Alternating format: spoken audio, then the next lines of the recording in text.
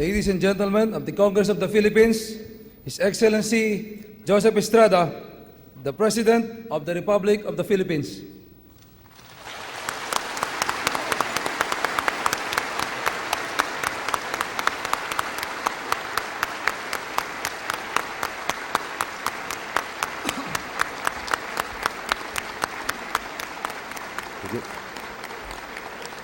Thank you very much.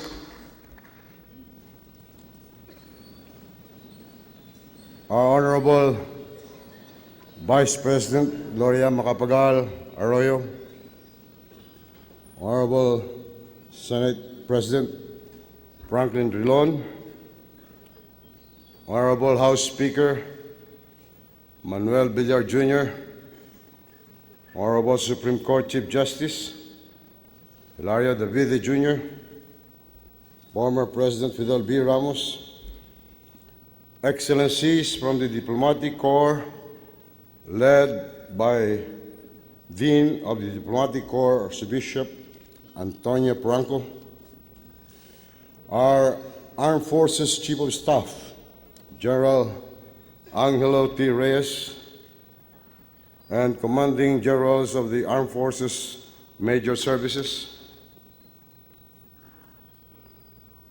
honorable members of the 11th Congress, honorable members of the Cabinet, honorable local executives, other distinguished guests, my co-workers in government, the First Lady, Dr. Aloy, mga minamahal kong mga kababayan,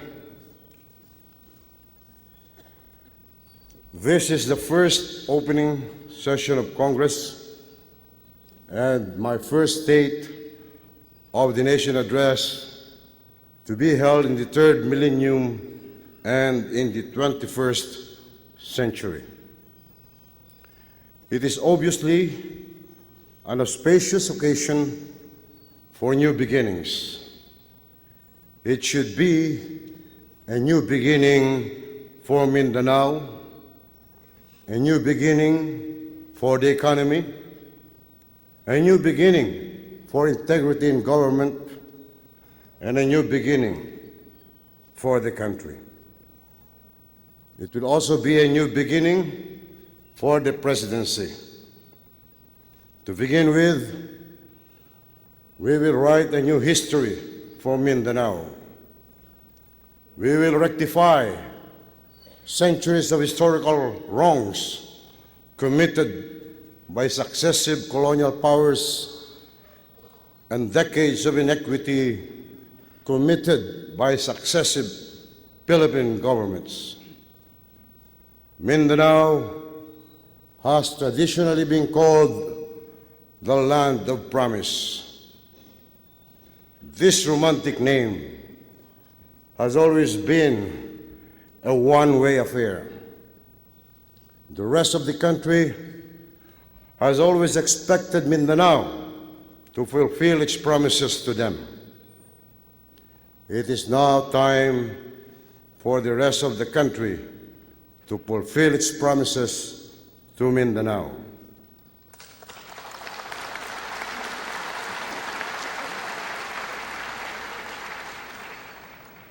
We should now convert Mindanao into the land of fulfillment. Let us not forget that Mindanao is an integral and organic part of the Philippines. It has been so for the past 4.5 centuries. It is so today. It will be so forever. This is why the government had to neutralize the attempt of the Moro Islamic Liberation Front to amputate the southern parts of the country away from the organic whole and to convert them into an independent Muslim state. They were winning their war of territorial encroachment simply because the previous administration refused to fight, pretending that it wasn't happening. In fact, the MILF had already occupied and hoisted their flag over large territories in Mindanao, in at least 46 camps under the nose of the preceding administration, which was neither naive enough to tolerate them or too timid to stop them. In contrast, my government was decisive enough to expel them. As president, I could not just stand by while the rebels ate up more and more of the country's territory. They were not elected to govern. When I took office, I swore to preserve and defend the Constitution. It was my solemn duty under that Constitution, to repel the armed rebellion and to defend the sovereignty and integrity of this republic.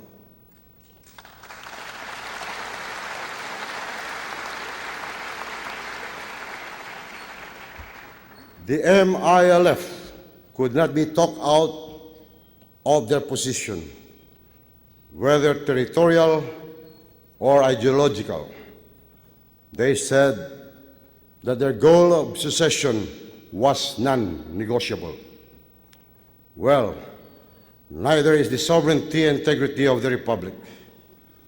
No one can challenge that proposition by force of arms and get away with it. It would have been quieter if the conflict could be resolved by an exchange of words rather by an exchange of fire. But whether words were tried in the past in the name of so-called peace, but which in reality was appeasement, the rebels simply used the peace talks as an opportunity for arms buildup, for troop recruitment and training, for deployment, for territorial consolidation, and for enlarging their threat to the Republic. There would have been a larger space for tolerance if they had pushed their cause in the open marketplace for ideas. But instead, they built up an army and used their power to force their separatist aims on our unwilling people. True to form, the MILF took advantage of the 1997 ceasefire to commit at least 227 violations.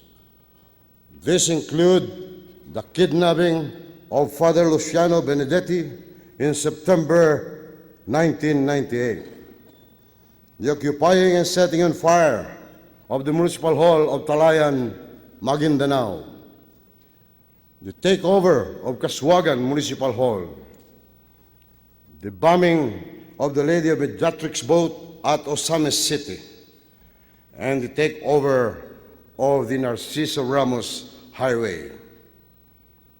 By doing so, they inflicted severe damage on the country's image abroad and scared much-needed investments away. The numerous camps they maintained were not Boy Scout camps.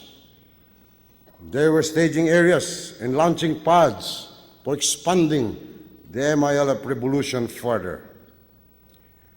These military camps were not under the command and control of the government of the Republic of the Philippines.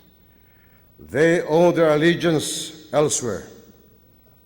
Given all this, plus the unabated murders, terrorism, abuses, extortion, bombings, illegal control of buildings and public highways, and other atrocities committed by the rebels in the pursuit of their secessionist aims, the government was faced with two choices. One was to play the sucker, keep talking and let the problems grow, until the Republic was in real mortal danger. The other was to meet force with force. An armed rebellion demanded an armed response. The sitting duck strategy has never been known to work well for the duck. In order to ensure permanent peace in the future, we had to demolish the rebels' apparatus for making war. Moreover, abstention from military action would have meant political abdication. In effect, we do not choose the military option. It was forced upon us, but we used it, and we succeeded. The retaking of these territories was not just a symbolic victory, but a substantive one. We upheld the constitutional principle that the Philippines is one state, one republic, with one government, one military, answerable to one civilian commander-in-chief under one constitution and one flag in one undivided territory. That is what it is now. That is what it will be forever. Ang buong bansa ay nagpupugay sa kagitingan ng mga opisyal at mga kawani ng ating sandatahang lakas ng Pilipinas. Sa pamumuno ng ating kalihim ng Department of National Defense at ng ating Chief of Staff of the Armed Forces of the Philippines. Kasama na ang ating mga field commanders, tinupad nila ng buong katapatan at katapangan ang kanilang tungkulin sa ating pagsakop ng mga kampo ng MILF. Let the whole country salute the Filipino soldiers who valiantly and bravely fought the rebels in defense of the sovereignty, integrity, and honor of the Republic of the Philippines.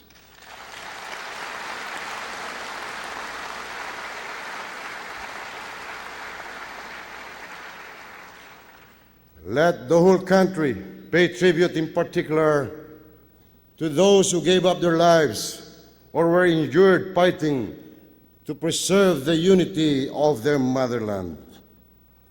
Sila ay nakadagdag sa hanay ng ating mga bagong bayani.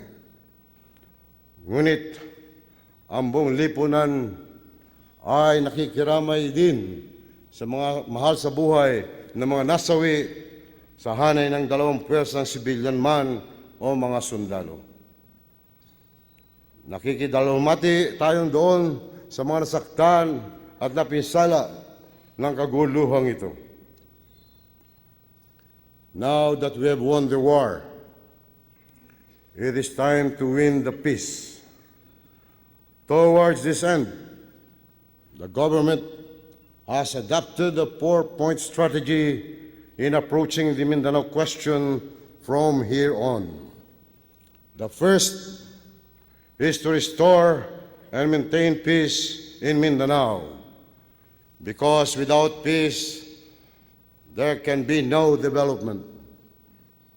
The second is to develop Mindanao, because without development, there can be no peace. The third is to continue seeking peace talks with the MILF within the framework of the Constitution, because a peace agreed upon in good faith is preferable to a peace enforced by force of arms.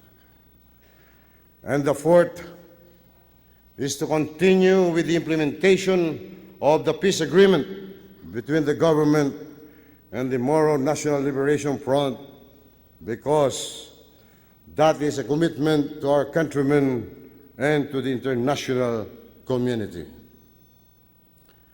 I now invite the MILF into a brotherly embrace of peace.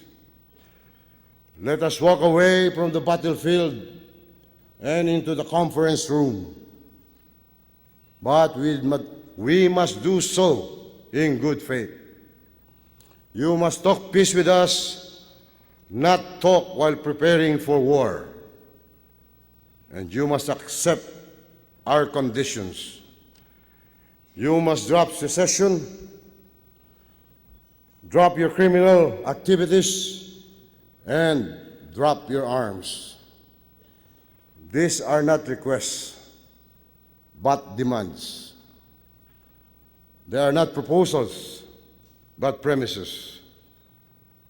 We can talk about when, where, and how, but not about whether or not. We can be flexible on timetables and methods, but not about principles. The reasons for each demand should be obvious. I will briefly discuss them in reverse order. You must drop your weapons because outside of the armed forces of the Philippines and the authorized police forces, no group whatsoever has any right to maintain an armed force or military camps within the sovereign territory of this republic. Secession by itself is a mere ideology, but if backed by armed force, it becomes a rebellion. A secessionist can only argue, but a rebel can kill. The government has no choice but to disarm the rebel, except for duly licensed personal firearms.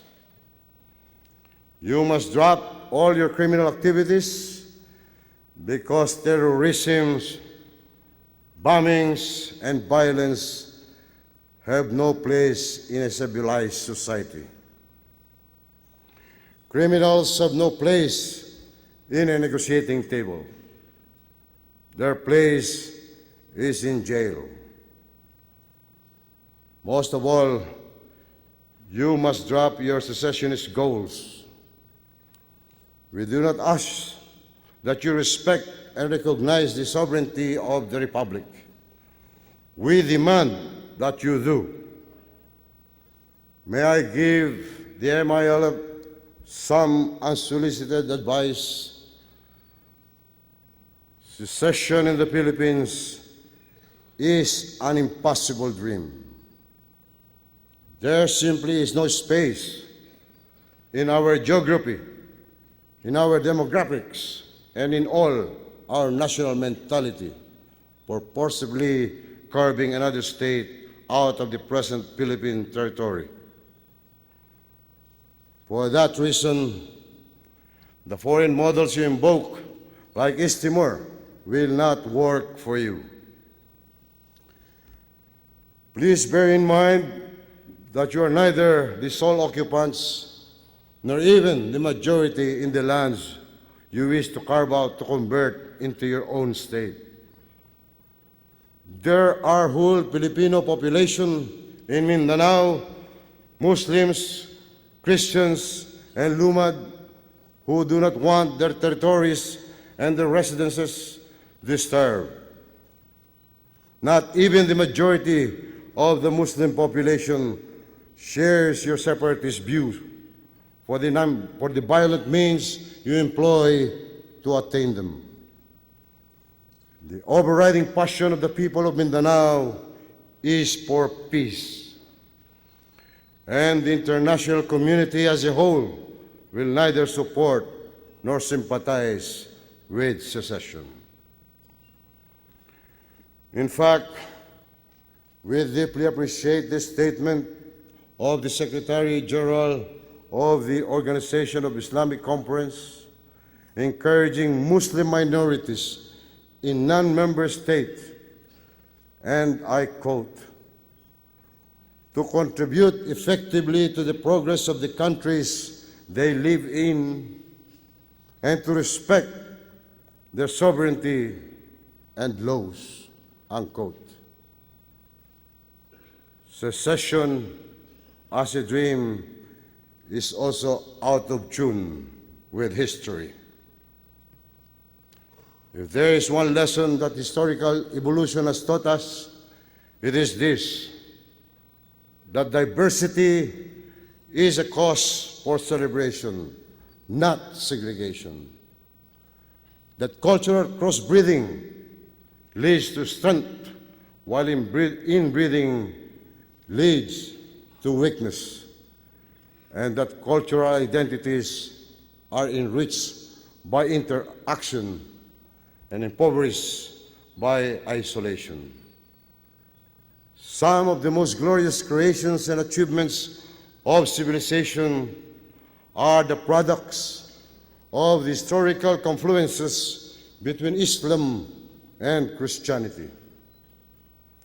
What we should strive for is not just peaceful coexistence, but interactive harmony and constructive interdependence. We cannot negotiate over secession.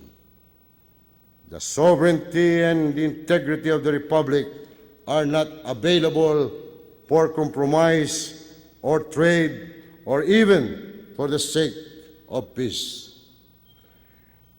Any peace won by bartering any portion of our sovereignty is an immoral peace. We cannot talk about secession, but we can talk about a new beginning for Mindanao. In fact, if you are bold enough for it, we can talk about a different war, a bigger war that needs to be fought. I do not mean the guerrilla warfare that you appear to have shifted to. I hope you stop for the sake of the people, especially the poor, who will suffer the most from continued hostilities. But if you decide to engage us further, we are ready for you. If you can shift strategies and tactics, so can we. When I talk of another war, I mean the war to correct historical wrongs which left a sad legacy of poverty and social injustice to Mindanao. This is the war that all of us, including ex-rebels, should fight together. Fighting the rebellion is one thing. It takes the military to do it. But fighting the root causes of rebellion is another. It will take the whole society to do it. We can talk about the possibility of amnesty. I ask the MILF leaders to lead your followers in walking with us along the path of peace. On the other hand, I invite the MILF followers to walk with us in peace, even if your leaders won't. Instead of the lives of hunted fugitives, you can now live the lives of peaceful farmers, fishermen, factory workers, merchants, entrepreneurs, or civil servants, or even soldiers or policemen. In short, we can talk about your reintegration into our society. We can also talk about autonomy. On this subject, we are willing to be creative and to explore a wide range of possibilities, including radical changes in our political structure. I urge that we jointly ambition and create a new order for Mindanao, which will restructure the governance, the economy, and the social environment of that island with all its beauty and diversity. We will convert Mindanao into the main food basket of the Philippines, into an agricultural paradise, and into a booming manufacturing base. Camp Abu Bakar, where the soldiers proudly raised the Philippine flag, will be developed into a special economic zone. One thing I must emphasize, however, autonomy does not confer immunity or exemption from good governance, transparency, and accountability, particularly in the use of public funds.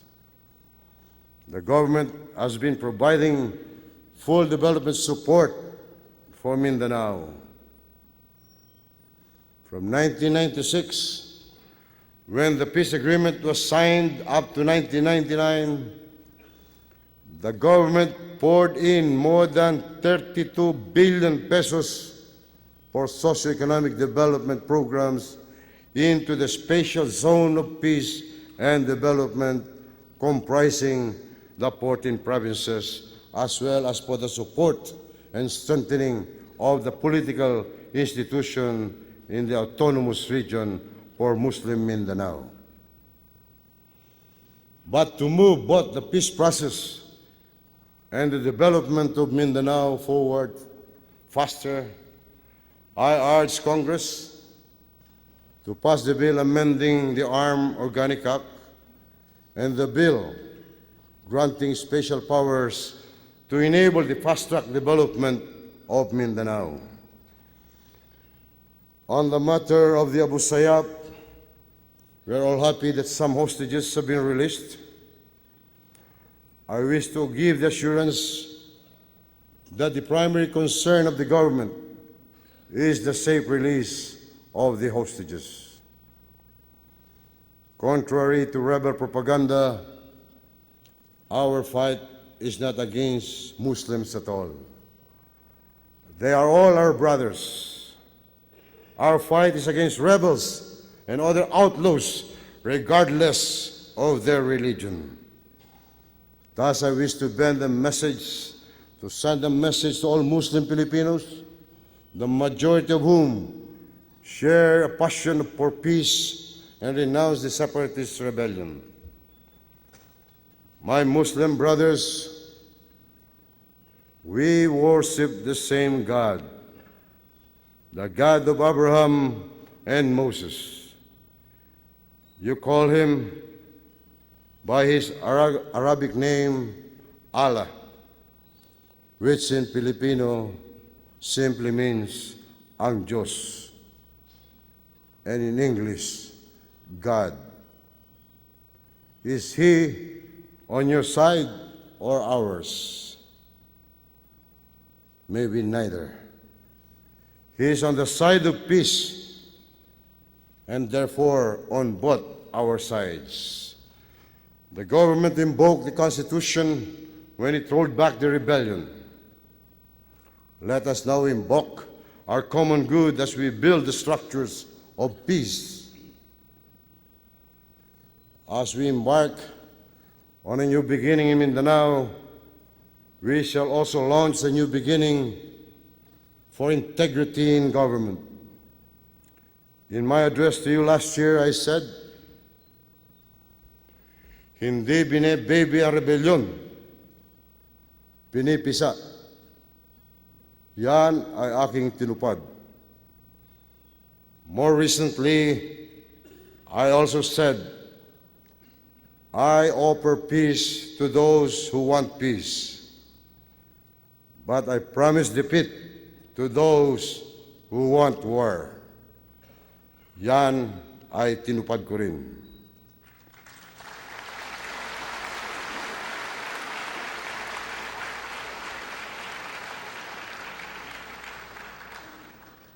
I remind you of these statements because from the rebellion, I am shifting the war towards another enemy, and that is graft and corruption. Ito ang pangako ko sa inyo, ito ay tutuparin ko rin.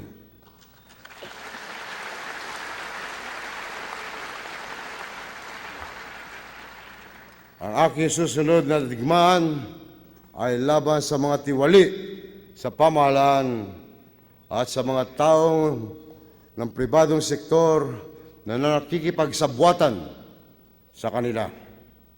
Graft and corruption weakens the moral fabric of our people, robs the poor, increases the cost of doing business, erodes tax collection efforts, and drives away investments.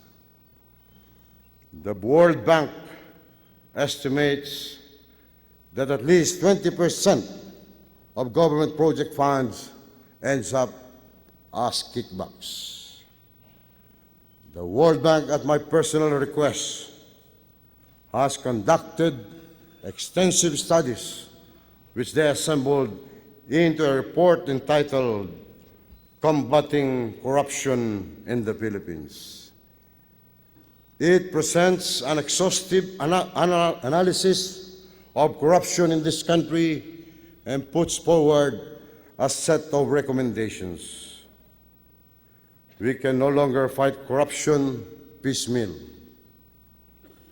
We need a comprehensive approach that would reduce opportunities for corruption, remove needless regulations, and simplify procedures, eradicate the need to recover electoral expenses by corrupt means, increase public vigilance both to deter and to detect commissions of graft, reform budget processes, improve meritocracy in the civil service, target selective departments and agencies for cleansing, increase the efficiency and speed in catching offenders and their prosecution,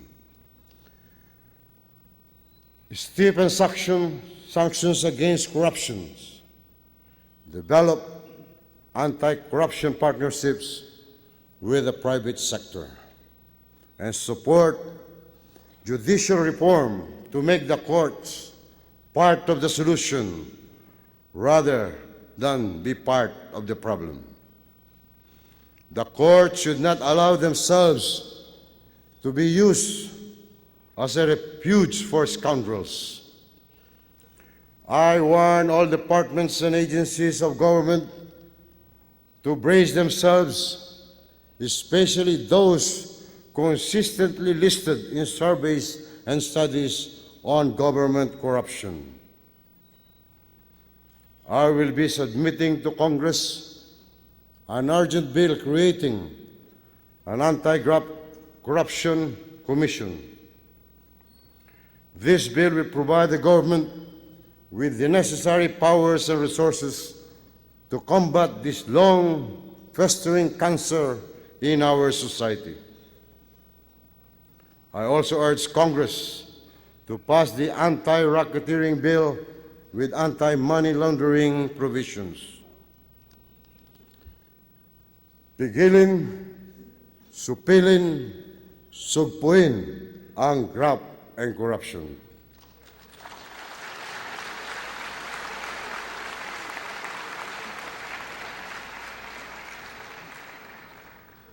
As the war on graft and corruption intensifies, the war on poverty continues. Our premise is that the most effective way of eradicating poverty is through sound, non-inflationary growth and development. This, however, must be complemented by focused interventions that aim directly at poverty reduction.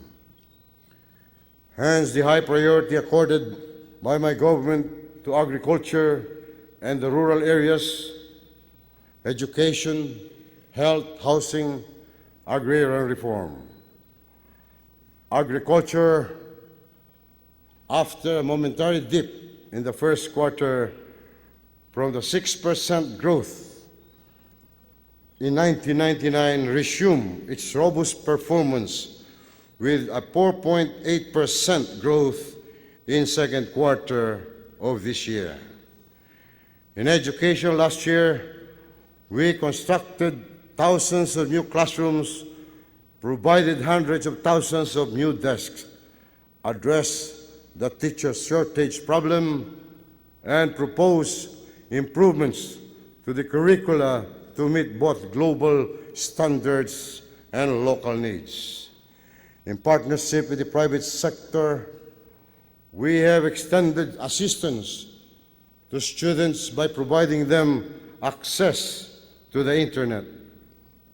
In health, we launched a parallel importation program to bring down the market prices of medicine drastically and make them affordable to the poor. For the 10-month period from July 1999 to May 2000, more than 190,000 households were provided with housing units. This represents 52% of the target households to be sheltered in Metro Manila and surrounding provinces. In agrarian reform, our government has distributed a total of 523,000 hectares of land to 305,000 farmers. We continue to lay the groundwork for future growth with continuing advances in the construction and completion of major roads and water supply basins, in the energizing of our barangays, 74.4% of which now have power, and the exploitation of natural gas fields to reduce our dependence on imported oil. We have been implementing the Clean Air Act, among others, by phasing out leaded gasoline in Metro Manila ahead of schedule.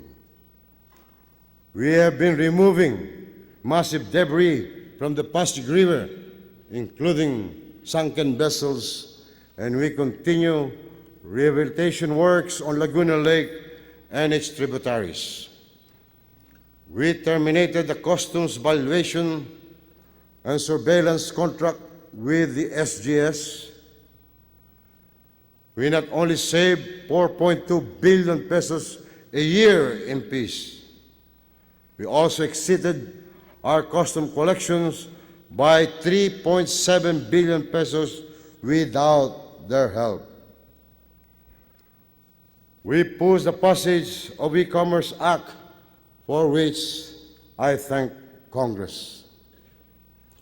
This makes the Philippines only the fourth Asian country to have such a law.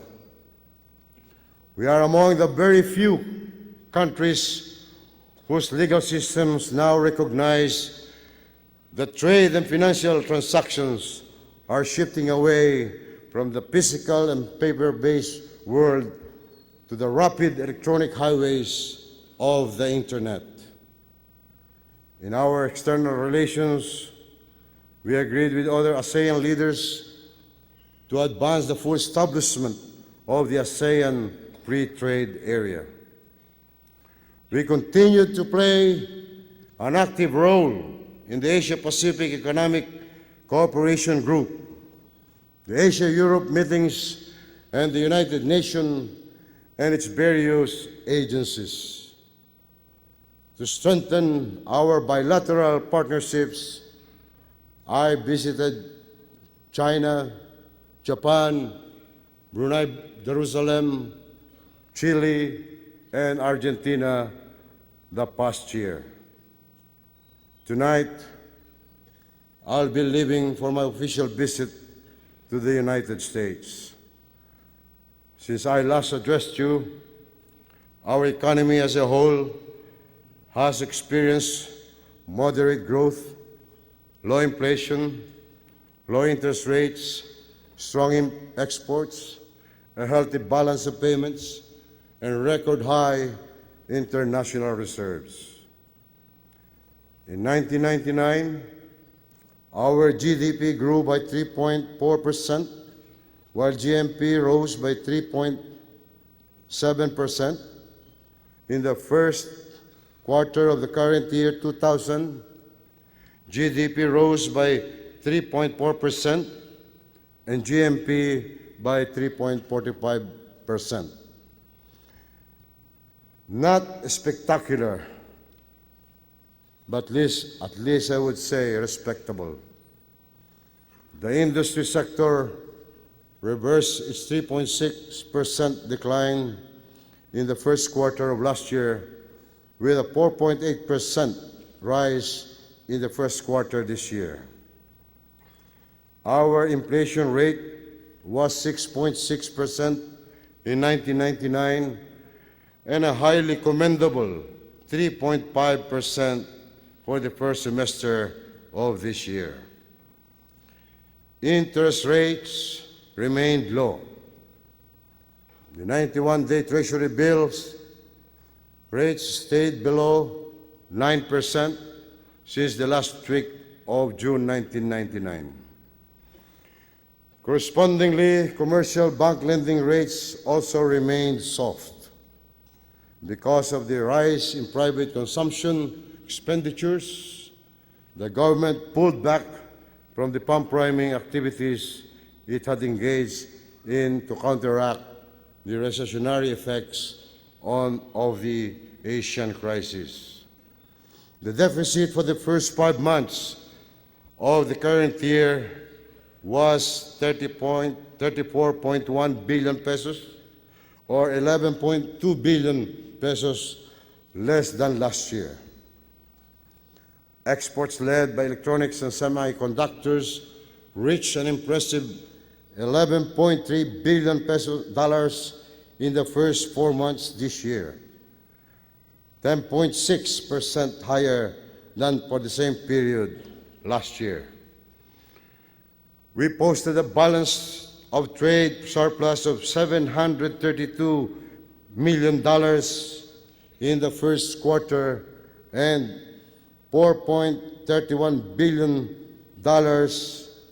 for the whole of 1999, reversing by multiples the $163 million deficit in 1998.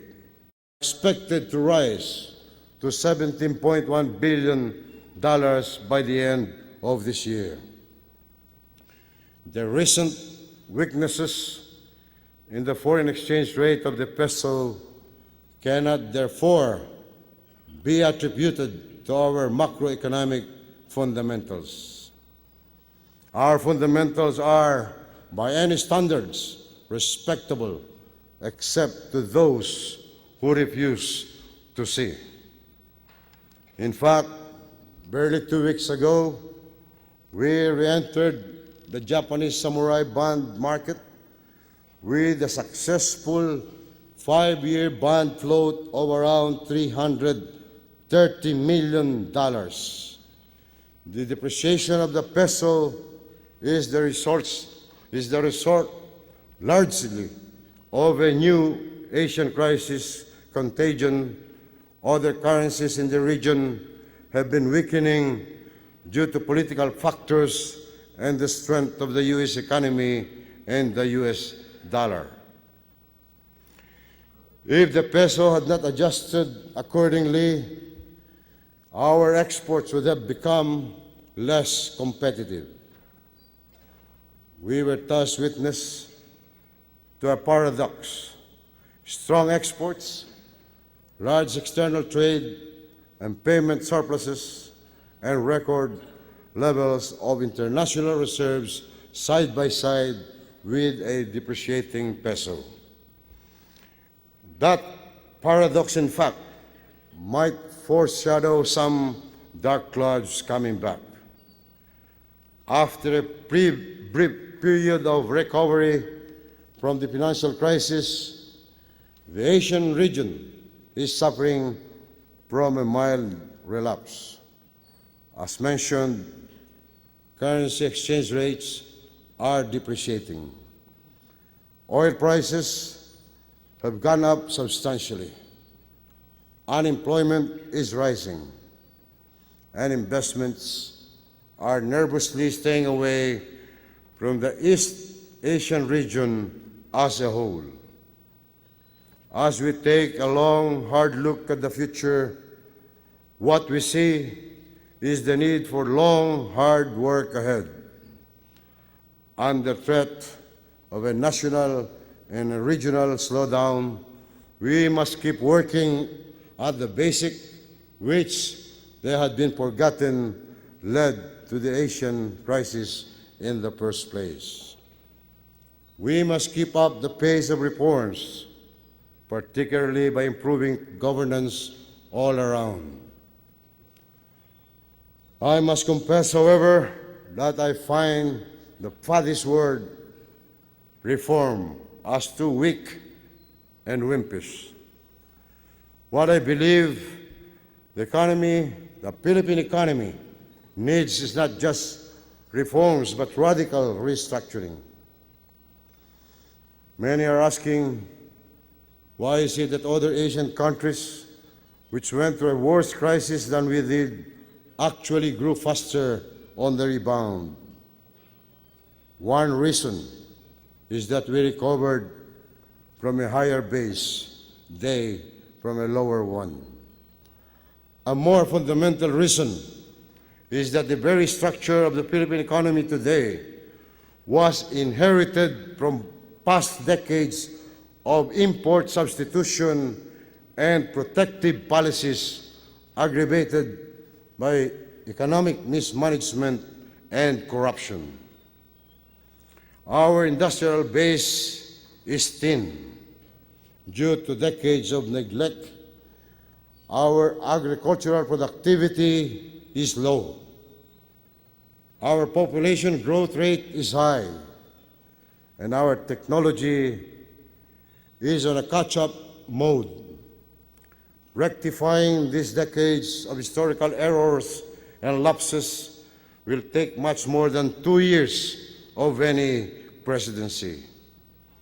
Radical restructuring entails the modernization of the economy, both physically and electronically, to make it more productive, efficient, and globally competitive. And modernization must touch not just agriculture and industry, but the brains and hands of our people to put the country squarely on the path of the information superhighway, which in turn links the world's knowledge-based economies into one vast global network. Physically, the sunset industries we have inherited from the past must yield to the sunrise industry of the internet age. Agriculture must go through a total technological conversion, and our education must catch up with the 21st century. In the meantime, we must lay the basic foundations, the infrastructures for enabling all these modernizations to happen. In fact, infrastructure is our response both to our long-term and our short-term needs. The expected slowdown in private consumption and investments must be counteracted by a new wave of pump priming.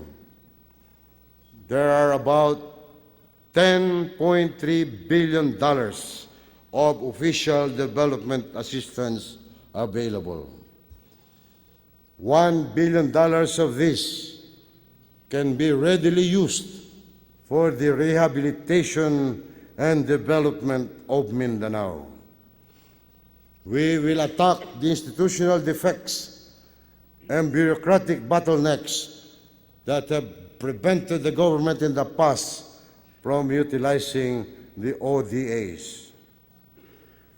It's a shame that because of the bottlenecks, the disbursement on ODA-funded projects fell to $800 million last year. There are also development funds abroad that can be made available provided they are used for major road projects here in Luzon.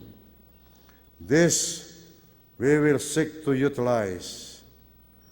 I ask Congress to pass two vital bills: the Government Projects Expeditious Implementation Act, which limits to the Supreme Court alone the power to issue temporary restraining orders against government projects, and the Act providing for measures to facilitate the acquisition of right-of-way for government infrastructure projects. In addition, I ask you to approve my proposal in the 2001 budget to double the appropriations for foreign assisted projects. All these institutional reforms and radical restructuring, plus additional measures I will mention later, should restore and increase the country's ability to compete for investments in the future. As we build our infrastructure, so shall we build our information superhighway. In fact, instead of just retracing the history of other fast-growing countries, we have decided to leapfrog from the so-called old economy to the new economy using information technology, including e-commerce, to fast-track our productivity and our competitiveness. In the 1,408 remaining days of my presidency, there is more to come. Let me share with you a few highlights of my vision for the future, which consists both of continuities from the past and of quantum leaps into new beginnings. The economy will grow by an average of 5% during my term. My critics say that this target is not ambitious and lower than that of our Asian neighbors. I should remind them that this growth rate is much higher than what we achieved in the past. And if I can, for the first time, defeat the boom and bust cycle, my successor will have a good shot at achieving tiger economy growth rates. I could see the Vice President's face smiling.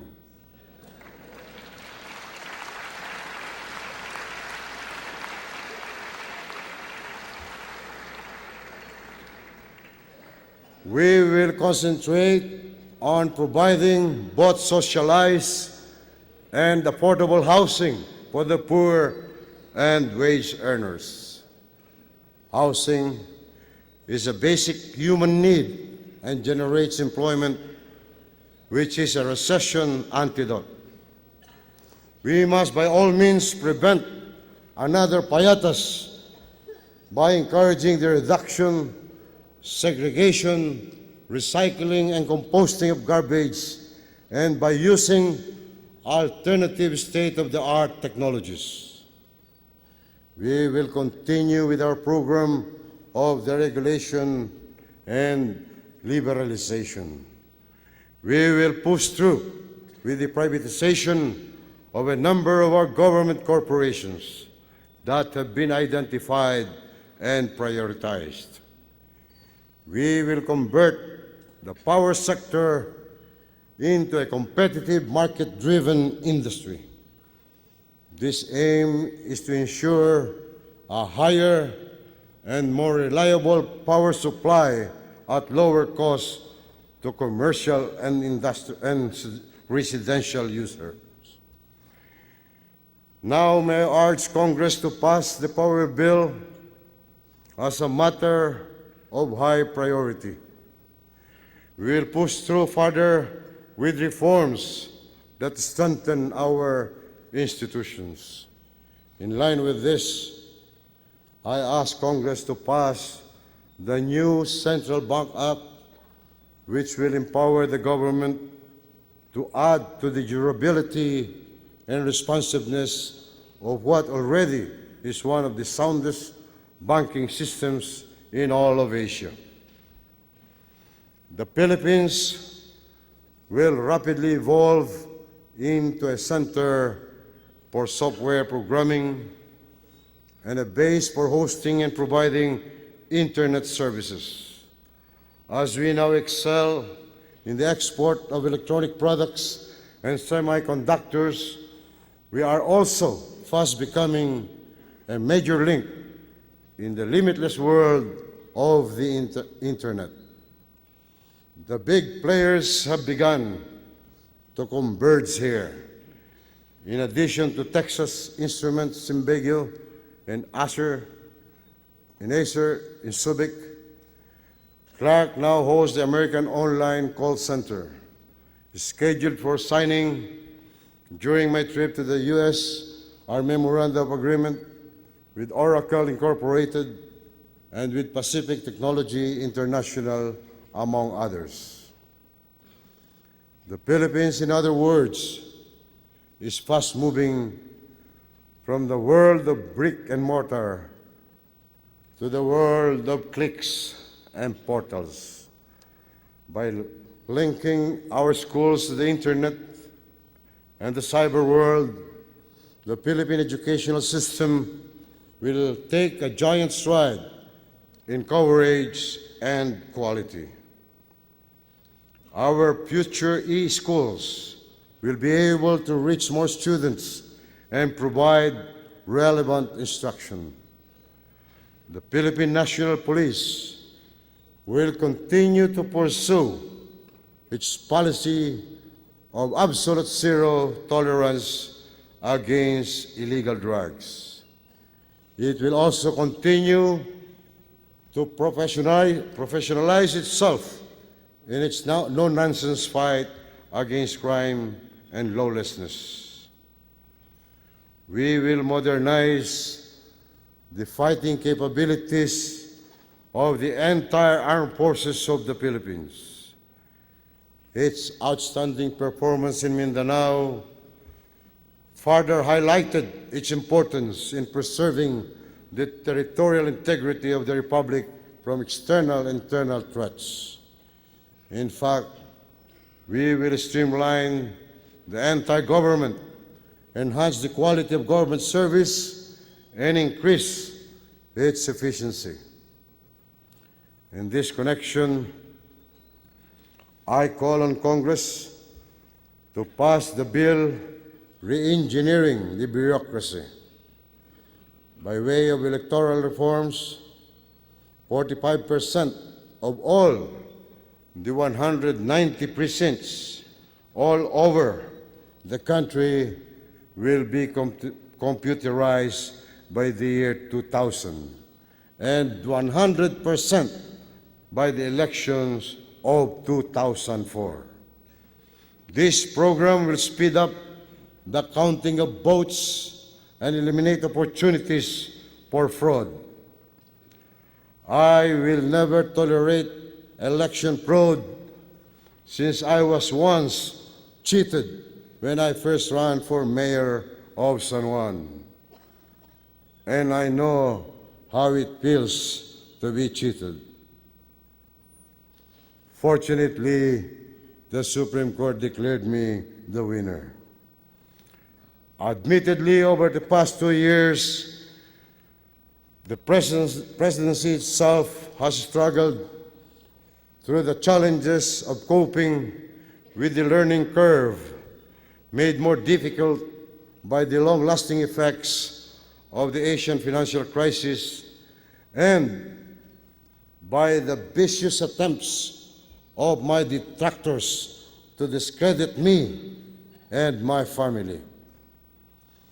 These attacks started way back during my campaign and never let up. Unfortunately, by discrediting me, the head of state and of government, they also undermine the confidence of the international community in the country and thereby damage the prospects for our economy. Sa halip na tayo ay magsiraan, kailangan magkaisa at magtulungan tayo. At sa darating na 4 na taon, upang mabilis ang ating pagunlad, habang tayo ay nagsisiraan at nag-aaway-away, nagpapalakpakan naman ang ating mga karatig bansa dahil sa kanila pumupunta ang mga dayuhan kapitalista at mga turista. Nonetheless, the presidency has learned its lessons well. At this point, the presidency itself is poised for its own new beginnings.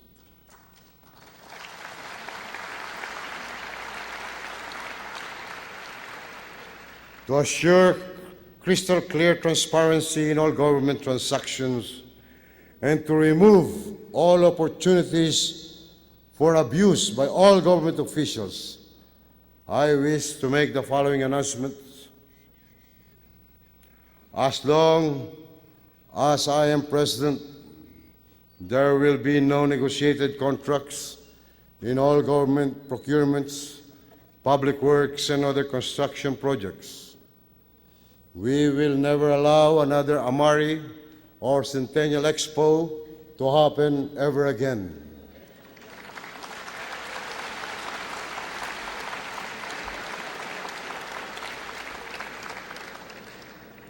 All supply and construction contracts will be awarded through public bidding.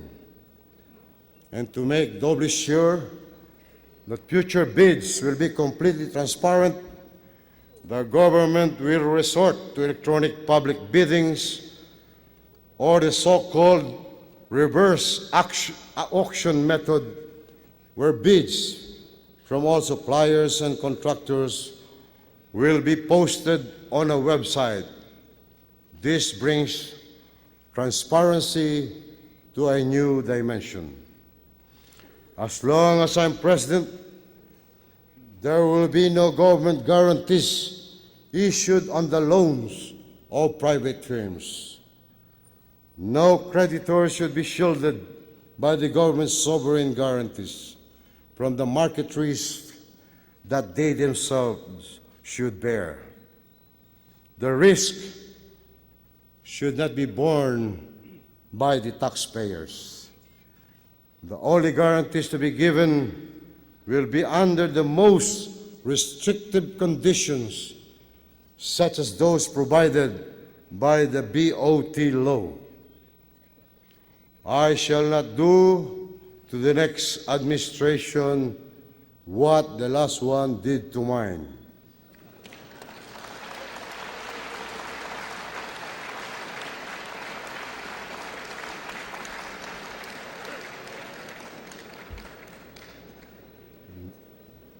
Namely, hand over multi-billion peso guarantees on failed negotiated projects that my administration now has to honor and pay. No government financial institution shall extend any new loans, nor shall any government agency enter into any new contracts with those who have bad records and unresolved disputes with government. We will further curb smuggling by rationalizing the operation of duty-free shops. We will confine them to traditional merchandise like alcoholic beverages and cigarettes carried in plastic bags, not frozen chickens and cheese curls loaded in grocery shopping carts where consumers can purchase chocolate bars, but not the refrigerators to store them in. Duty-free shops should not operate as supermarkets and vice versa. I have ordered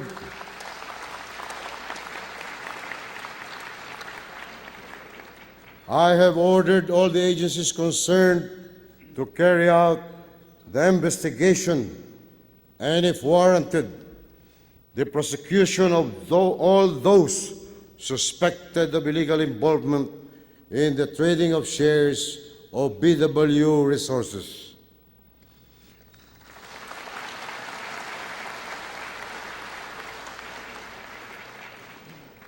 Incidentally, I wish to thank the honorable members of Congress for passing the new Securities Regulation Act, which provides for stronger protection of investors from fraud and which strengthens the capabilities of the Securities and Exchange Commission.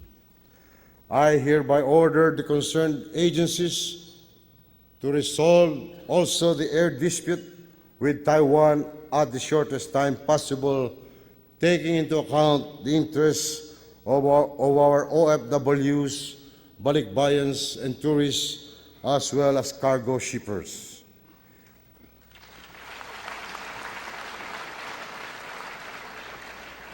We will reshape our aviation policies to promote primarily the interests of our economy. Before I conclude, I wish to extend my administration's gratitude and appreciation to the honorable members of Congress for acting on a significant number of measures. This includes the Electronic Commerce Law, the Safeguard Measures Act, the Securities Regulation Code, and the Retail Trade Liberalization Law, among others.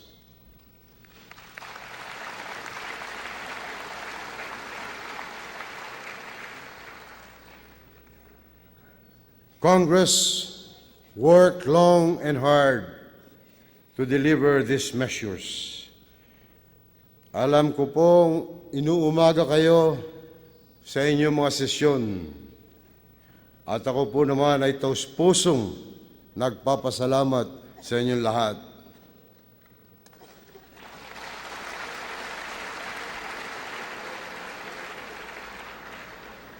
Ngunit, hindi pa tayo tapos. May utang pa tayo sa bayan. Umaasa ako na inyong pagtitibayin ang mga panukalang batas tulad ng amendments to the Armed Organic Act, the Power Bill, the new Central Bank Act, the Comprehensive Solid Waste Management Act, Re-engineering the Bureaucracy Act, the Anti-Racketeering Act, amendments to the Omnibus Investment Code, and the bill granting special powers for the fast-track development of Mindanao.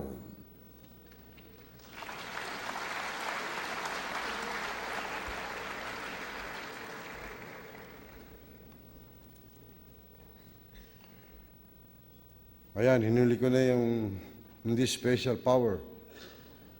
Hindi emergency power. Special power lamang. Pero nasa inyo na yun. To conclude with all due candor, we have done quite well, but we could have done better. We have gone quite far, but we are far from where we want to go. And before we can tell a story of success, we will have to go through a story of struggle. The weather ahead will be a bit rough before we get to see some real sunshine. In the face of the difficulties we confront, I call on the whole country to work together in unison rather than to fall apart in recession. We can ride the storm if we unite. It will blow us apart if we fight. I also call on the affluent to pay their taxes correctly.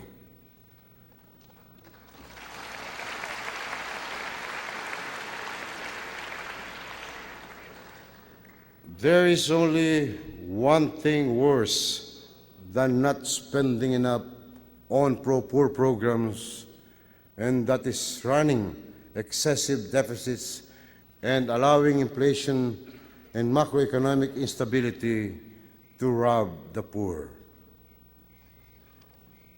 The present uncertainties call for courage and hope and faith in our ability to prevail. If we face these challenges with the proper spirit, we will survive the storm and thrive when the sunshine returns.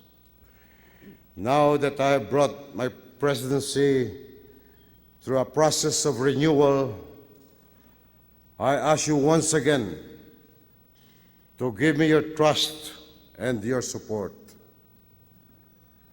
Let us leave the past with all its disappointments behind, and let us shape our future together. Let us all embark on a new beginning. As I said earlier, there are only 1,400 days left of my presidency. Ang tunay nating kalaban ay ang kahirapan. At inaamin ko na kahit na ako ang Pangulo, hindi ko kayang labanan ito ng nag-iisa. Kaya kailangan ko ang tulong ninyong lahat.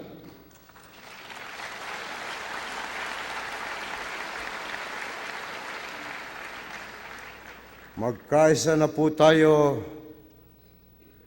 alang-alang sa ating bayan at sa ating mga anak na dapat mabigyan natin ng isang mapayapa, maunlad at magandang kinabukasan. Maraming salamat po.